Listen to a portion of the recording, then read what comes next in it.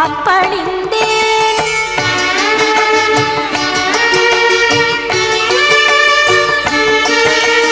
பச்சை பசுமையுள்ள துளசி நமஸ்தே, பரிமளிக்கும் மூல கொழுந்தே நமஸ்தே, அற்ப பிறப்பை தவிர்ப்பாய் நமஸ்தே, அஷ்டாஐஸ்வர்யம் அளிப்பாய் நமஸ்தே நமஸ்தே நமஸ்தே.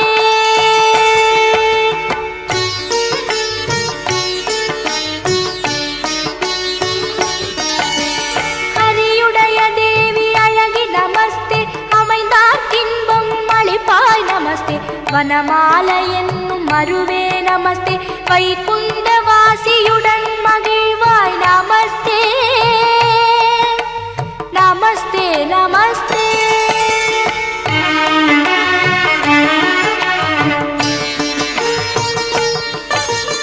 அன்புடனே நல்ல அருந்துளசி கொண்டு வந்து விருந்தை என்னும் மண்ணின் மேலட்டு மகிழ்ந்து நல்ல நீரூற்றி முற்றத்தில் தான் வளர்த்து முத்து போல் கோலமிட்டு செங்காவி சுற்றுமிட்டு திருவிளக்கும் ஏற்றி வைத்து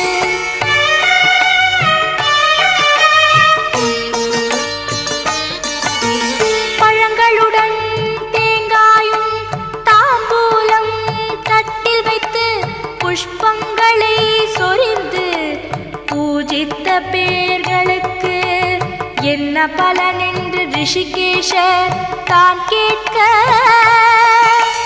மங்களமாய் துளசி மகிழ்ந்து தானே உரைப்பாள்.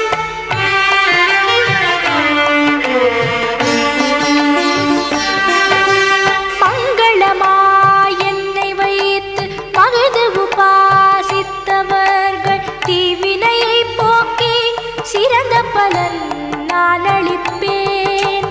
அருப்பிணியை நீக்கி அஷ்டாஐஸ்வர்யம் நான் அளிப்பேன். தரித்திரத்தை நீக்கி செல்வத்தை நான் கொடுப்பேன்.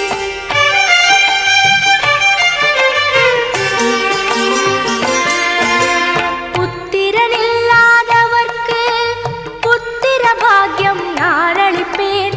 கன்னிகைகள் பூஜை செய்தால் நல்ல கணவரை கூட்டுவிப்பேன். கிரகஸ்தர்கள் பூஜை செய்தால் கீர்த்தியுடன் வாழ வைப்பேன். பக்தர்கள் பூஜை செய்தால் மோட்சபதம் நான் கொடுப்பேன்.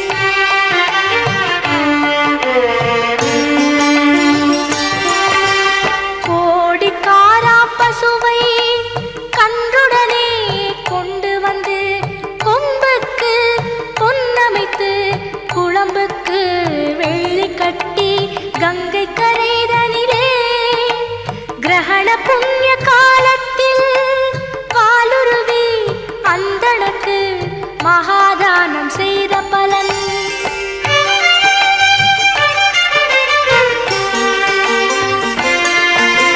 நான் அளிப்பேன் சத்தியம் என்று நாயகியும் சொல்லலுமே, அப்படியே